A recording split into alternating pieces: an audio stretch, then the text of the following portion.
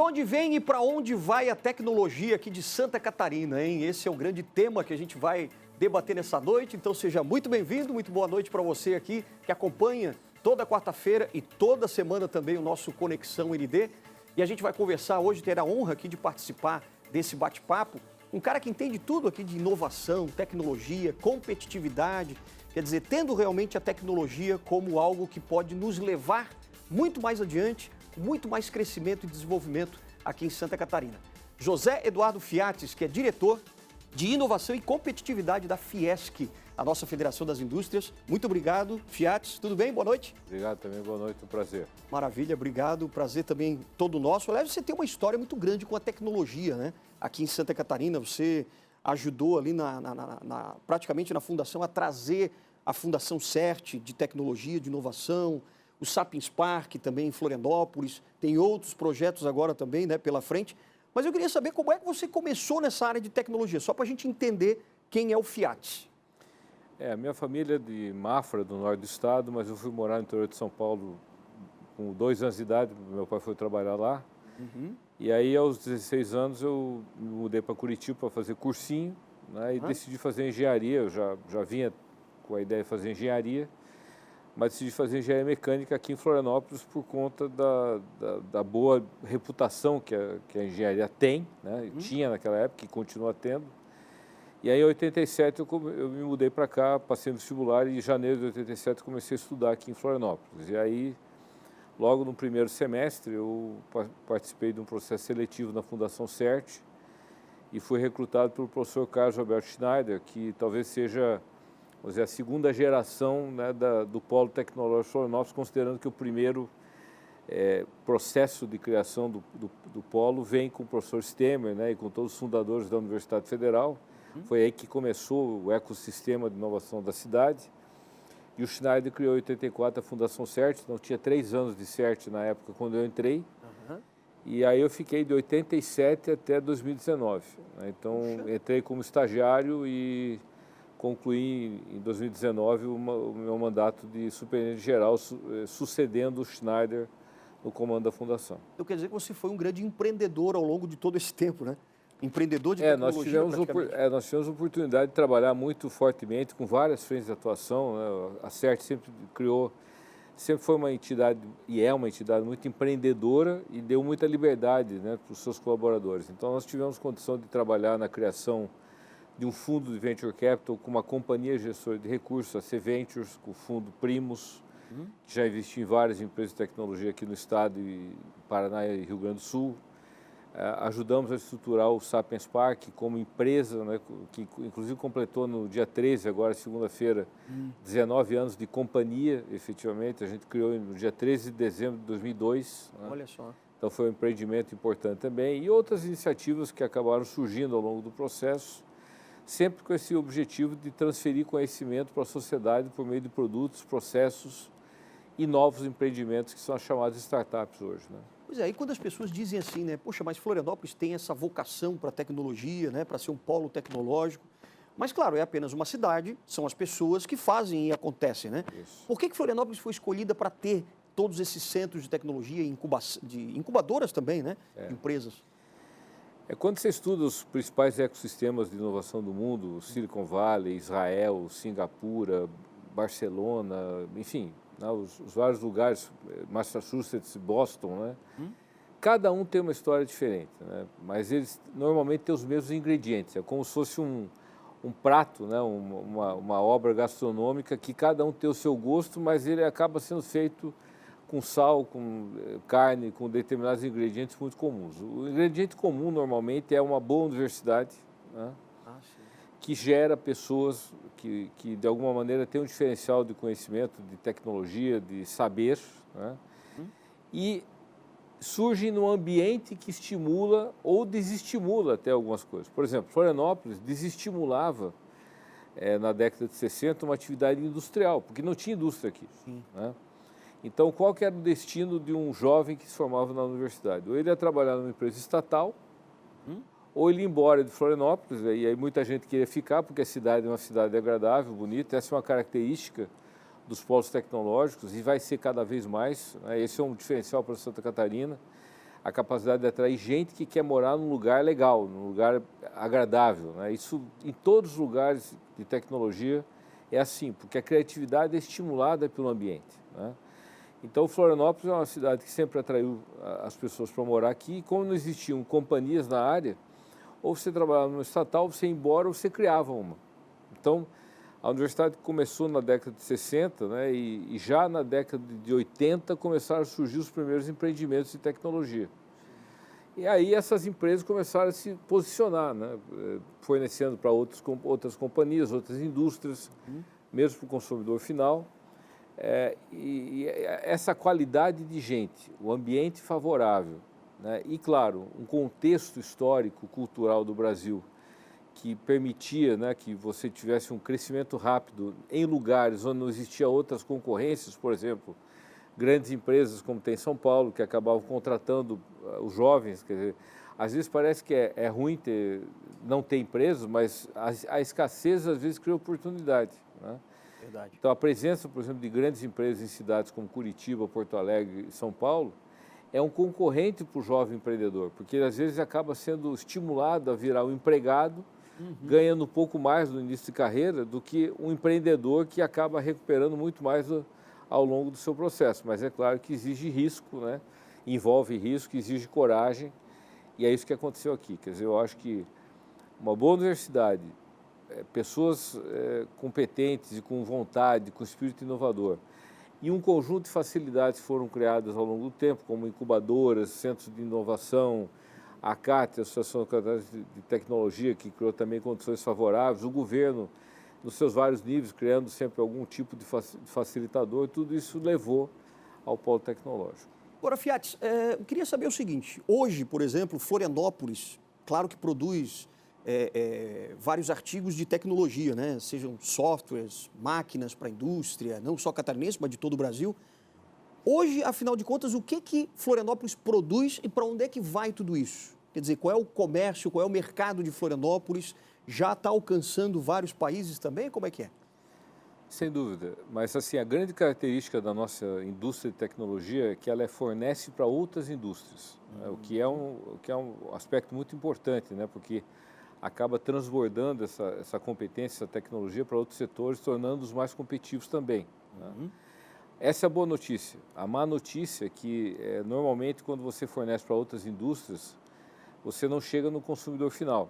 E há uma certa máxima de que quanto mais próximo do consumidor final, maior o valor de um produto, porque o consumidor, no final das contas, é o que paga em última instância, né?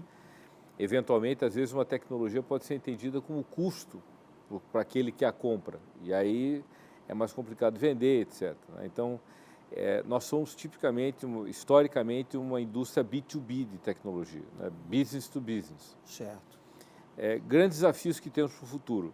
Isso não é ruim, né? O fato é que a gente desenvolveu uma competência nessa área. Os desafios são atuar cada vez mais internacionalmente no B2B e desenvolver mais B2C.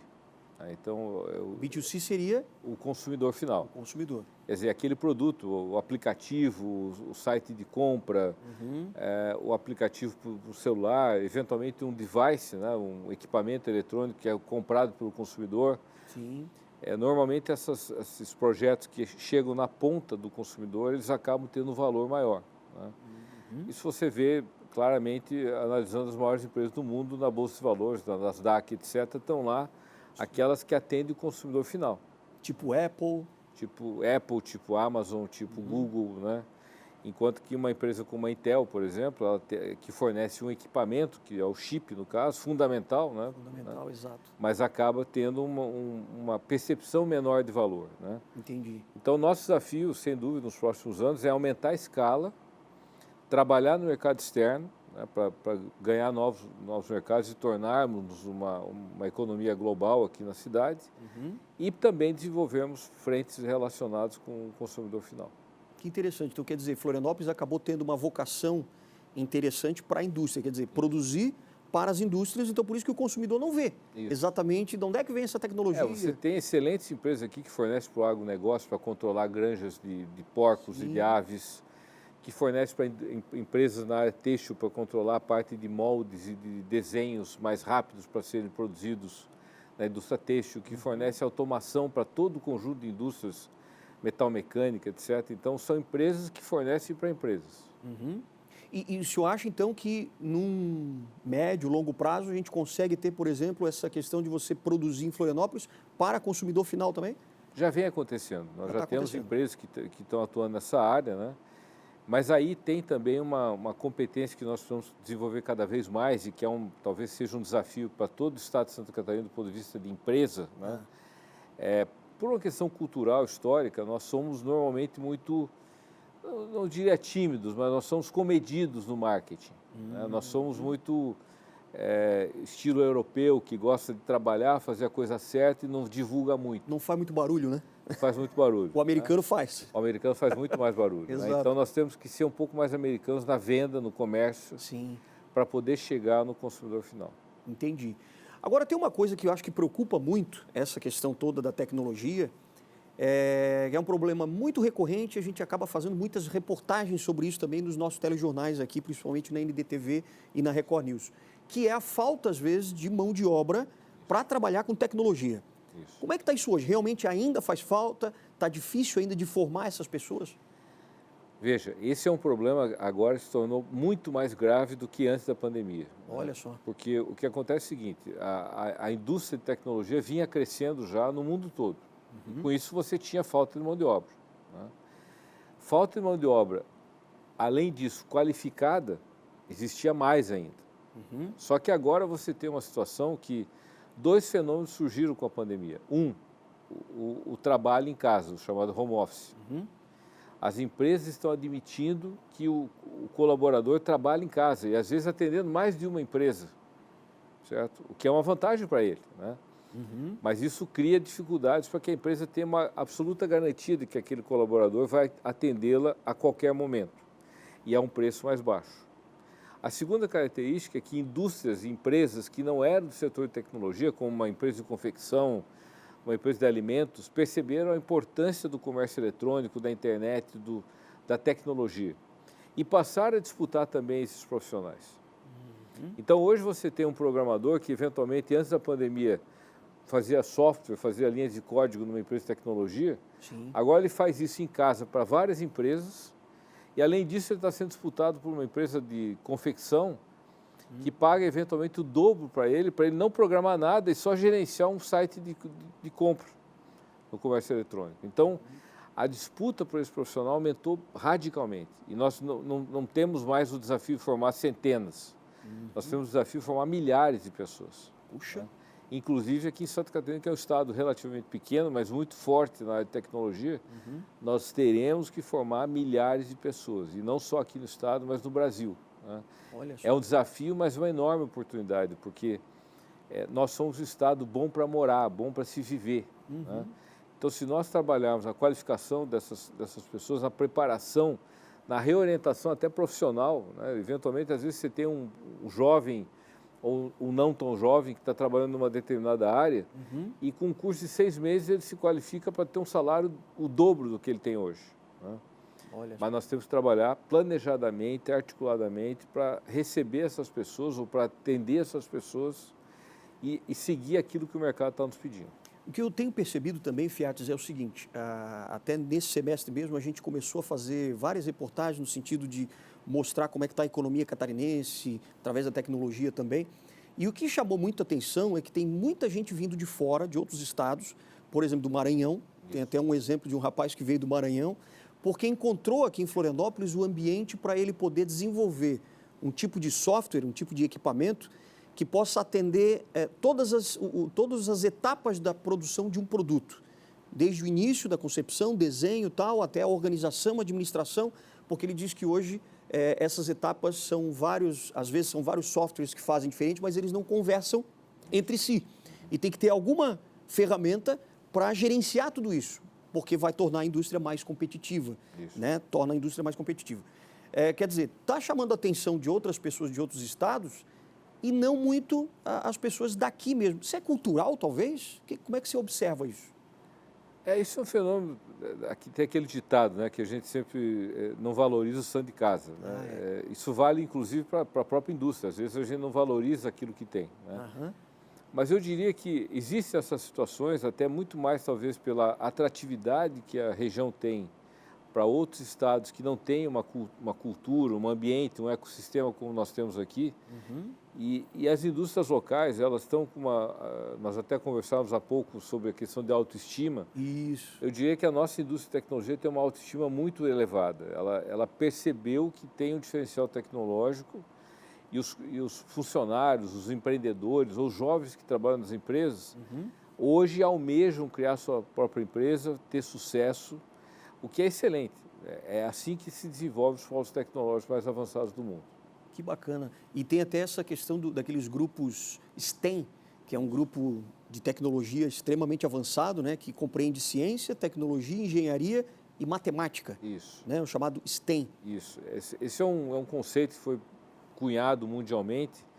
Alguns países até estão adotando hoje o termo também STEAM, colocando o A no meio aí, que é arte. De arte também, é verdade. Que é um negócio fundamental, né, também. Então, são competências essenciais, vamos dizer assim, que especialmente os jovens têm que ser formados ainda na escola, no ensino básico, no ensino médio, especialmente no ensino médio, para que eles passem a gostar, né, de matemática, de engenharia, de ciência, tecnologia, porque muitas vezes essas disciplinas são entendidas como áridas, como difíceis, como complicadas, né? Muito porque as pessoas não conseguem enxergar que para produzir um copo você tem que trabalhar com física, né? Tem que trabalhar com toda uma parte térmica. Para gerar um equipamento eletrônico você tem que trabalhar com matemática, com engenharia, e que isso gera um resultado interessante. Então, tornar a matemática, a engenharia, a arte um elemento atrativo, né, para o jovem, para que ele entenda o princípio daquilo e consiga integrar isso na forma de um produto. Esse é um desafio do STEAM e Santa Catarina está começando a trabalhar forte. A Fiesc mesmo, na área do Senai, tem uma orientação muito forte para preparar o jovem com essa visão. A gente tem que entender que STEAM é cool, STEAM é legal, STEAM é moderno, STEAM é agradável, e não que é difícil, complicado, distante. E que é próspero também, né? Próspero. Extremamente próspero, né? Extremamente próximo. E o bacana também, que a gente começa a perceber que o governo do Estado e também o governo federal tem demonstrado algum interesse também em tentar formar esses cidadãos mais lá no início. Por isso que teve essa questão do ensino médio. Isso. Você acha que isso está ajudando também? Sem dúvida. Nós tivemos uma reformulação do ensino médio no Brasil, né? E aqui em Santa Catarina isso se desdobrou também automaticamente. O Estado, né, tem uma orientação. A gente percebe isso aqui no estado de Santa Catarina já historicamente ao longo dos anos, para formar, né, o profissional, para formar o trabalhador. Agora, nós temos nesse momento esse desafio que nós falamos, né? Existe uma enorme oportunidade porque há uma lacuna e nós temos que ser mais intensos nesse processo, seja no STEAM, no STEM, na formação em tecnologia de informação, nós temos que ser mais intensos, né? Por isso até que eu recebi informação de que vocês têm também um projeto muito interessante para formar adolescentes nessa área de tecnologia, né? Queria saber, entender um pouquinho melhor como é que está sendo esse projeto, se já está sendo efetivado, já saiu do papel, né? Mas a gente vai mostrar esse projeto daqui a pouquinho, depois do intervalo, quando a gente continuar aqui com o José Eduardo Fiates, diretor de Tecnologia, Inovação e Competitividade da nossa Fiesc. A gente volta rapidinho.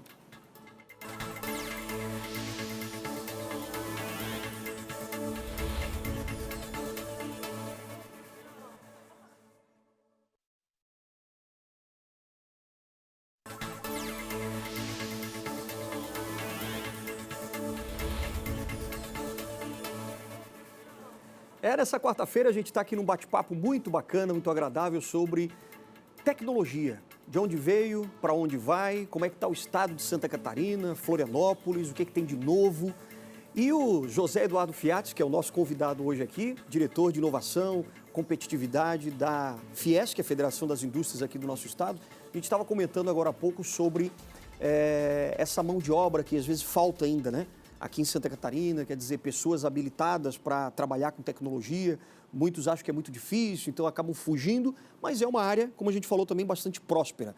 Vocês têm um projeto social agora também para treinar adolescentes. Conta para a gente como é que está esse projeto social. Legal. Isso surgiu exatamente desse desafio que comentávamos anteriormente, da mão de obra, né? Certo. E aí você precisa de quantidade e qualidade. Né? E qualidade, normalmente quando você faz um recrutamento em qualquer empresa, você está falando que tem que buscar pessoas que saibam enfrentar problemas, que tenham resiliência, que tenham capacidade de se virar, né?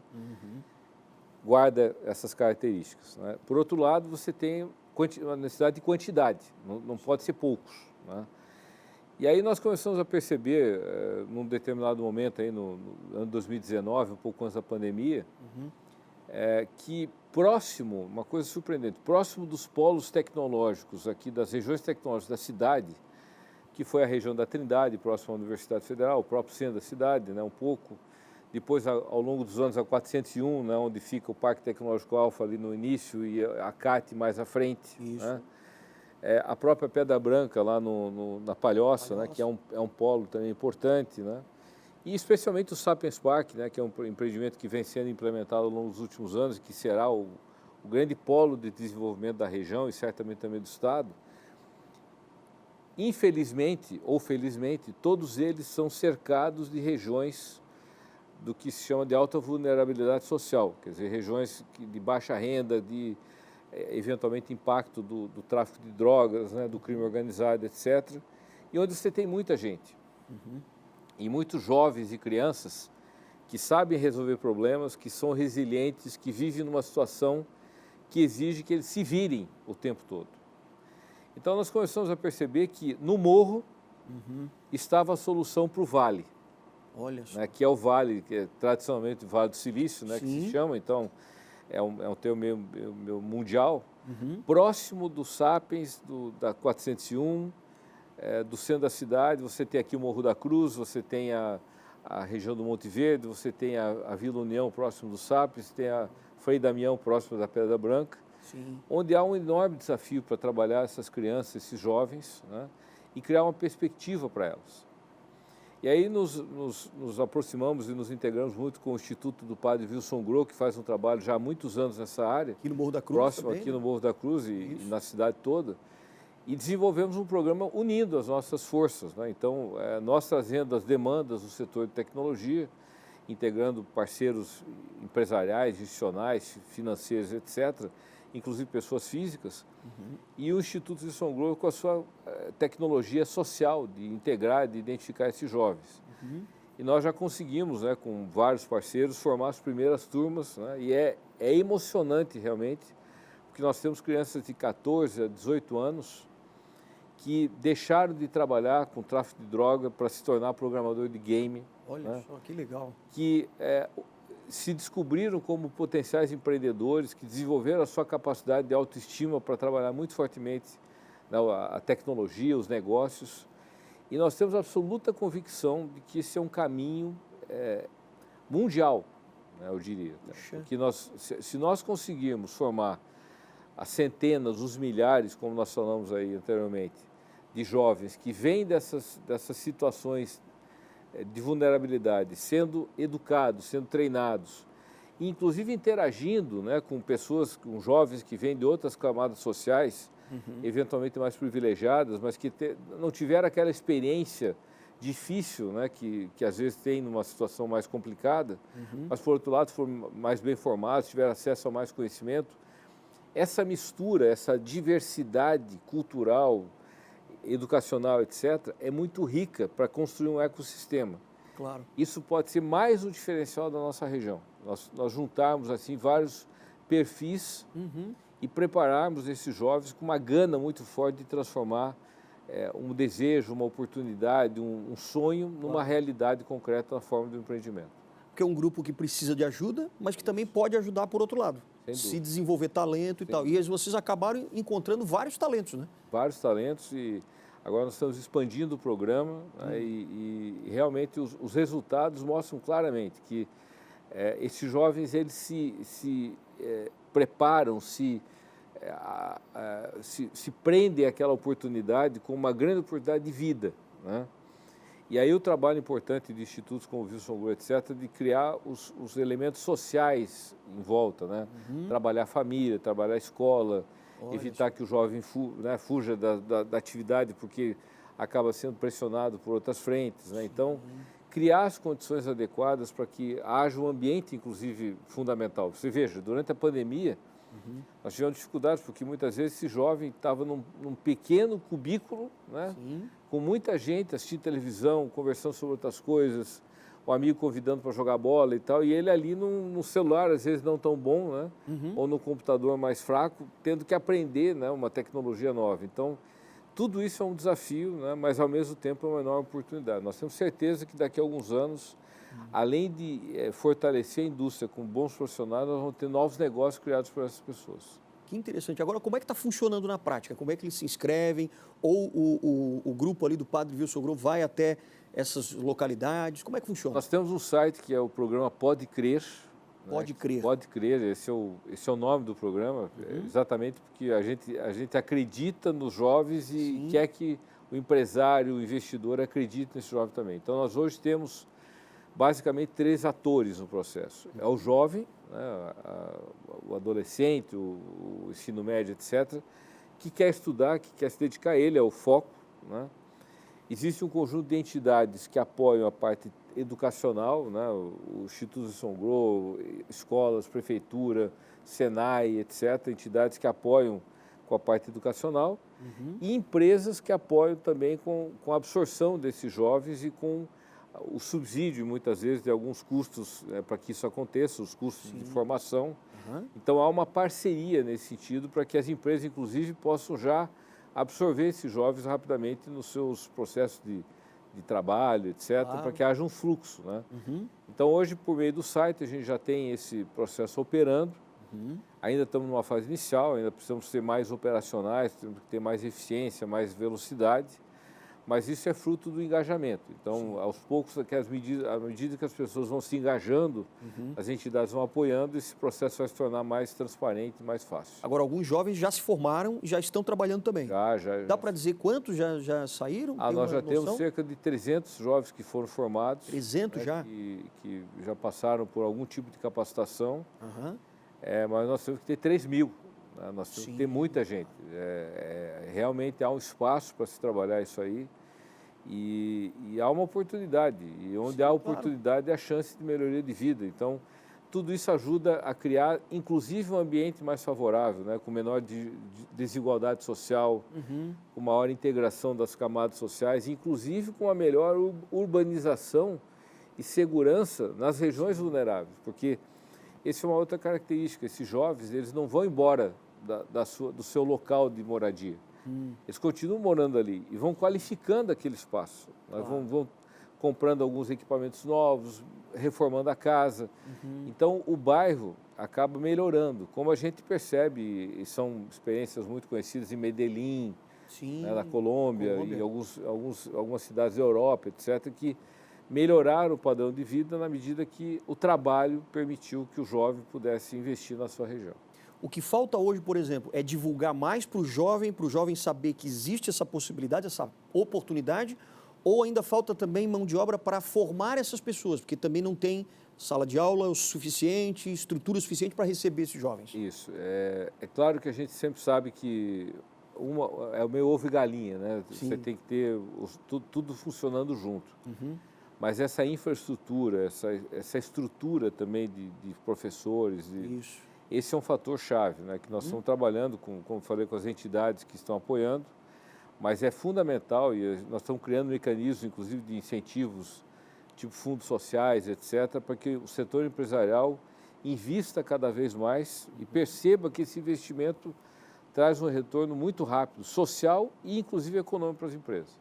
Então, a estrutura, a infraestrutura e os recursos para que esses jovens possam acessar mais rapidamente as boas salas de aula, né, bons ambientes de trabalho, centros sociais e de inovação nos próprios morros, né, onde as pessoas possam criar os seus negócios, onde possam se encontrar, né, para pensar o empreendimento que querem criar.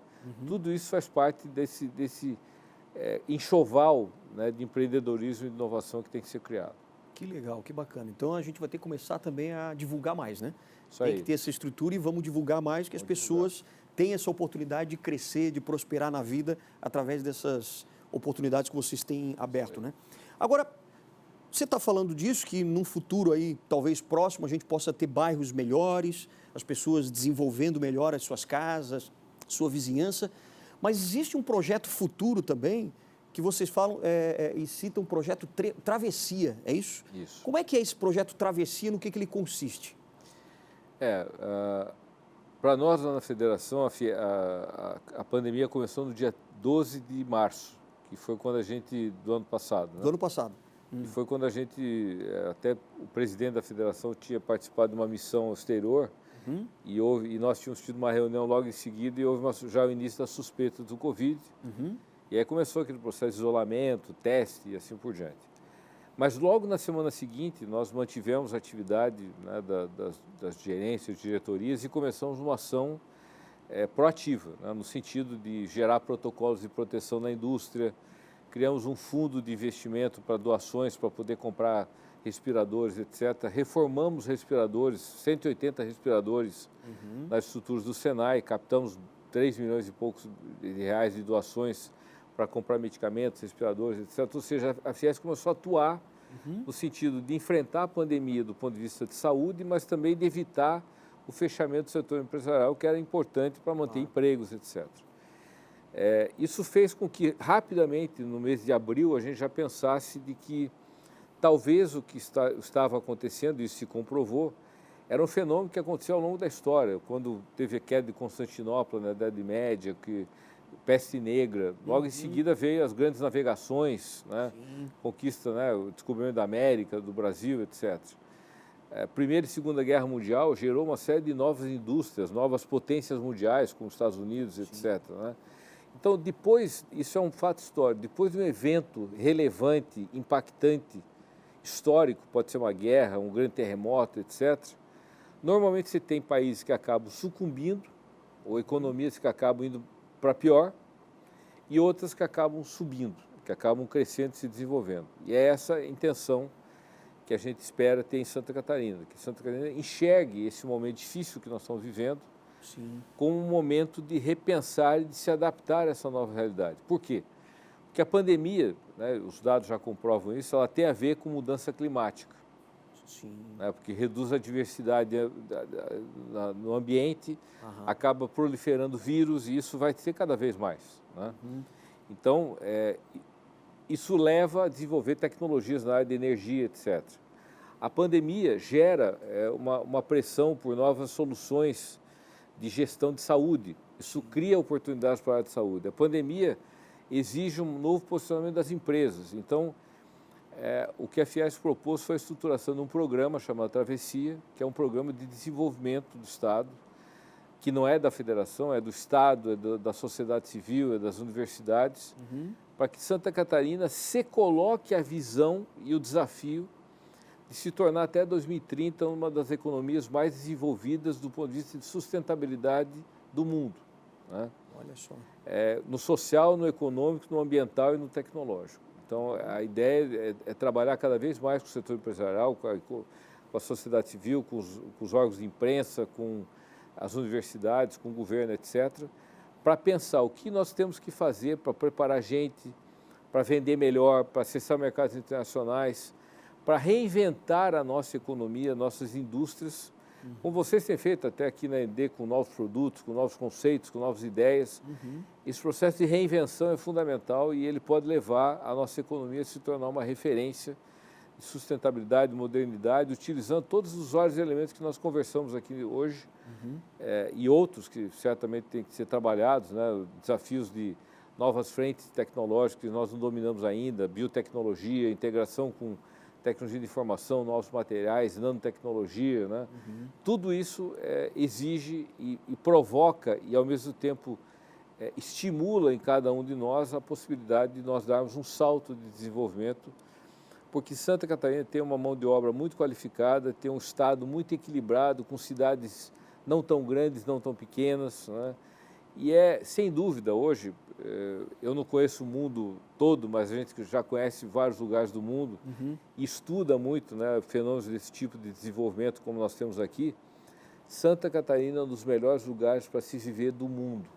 Olha só. Né? Puxa. E se é um lugar excelente para se viver, e você pode perguntar isso para os seus amigos de São Paulo, do Rio Grande do Sul, do Nordeste, como você mencionou, de fora do Brasil, se é um lugar tão bom para se viver, tem que ser um lugar excelente também para se trabalhar. E se for bom para trabalhar e para se viver, vai ser um lugar excelente para empreender, para gerar resultados, para se tornar uma referência e para ser cada vez mais um exemplo para o Brasil, inclusive, de um desenvolvimento que pode fazer com que o Brasil deixe de ser um país sempre do futuro e passe a ser um país do presente e do futuro. É verdade. Agora, seria essa travessia, na verdade, o projeto Travessia é para você poder atravessar por todos esses desafios, essas dificuldades e chegar num patamar de excelência. Nós estamos até nesse momento discutindo uma nova etapa do processo, né? Porque, de certa maneira, a travessia dá a impressão de que você vai chegar no outro lado e parar. Né? Sim. E não é isso. Na verdade, é um processo contínuo, uma jornada, né, permanente de crescimento, de autocrítica, né, de busca de novos patamares, de aprender a trabalhar melhor a sustentabilidade ambiental, de respeitar o meio ambiente, mas, ao mesmo tempo, desenvolver a economia, de favorecer cada vez mais os aspectos sociais, mas de investir em tecnologia, trabalhar isso de maneira integrada. A integração é um negócio fundamental. Perfeito. Então, olha, eu acho que daqui para frente a gente vai ouvir falar muito mais ainda no projeto Travessia, né? Eu acho que está começando, porque começou agora realmente por causa em virtude da pandemia, e daqui para frente a gente vai acabar divulgando mais ainda quais são essas áreas que precisam melhorar cada vez mais, né? Certamente. Professor, empreendedor, diretor de inovação e tecnologia e competitividade da Fiesc, José Eduardo Fiat, muito obrigado pela tua participação aqui hoje no Conexão. Também. Obrigado mesmo, hein? Ótima noite para você. Ótima noite para você de casa também. A gente volta semana que vem aqui no Conexão ND. Tchau, tchau.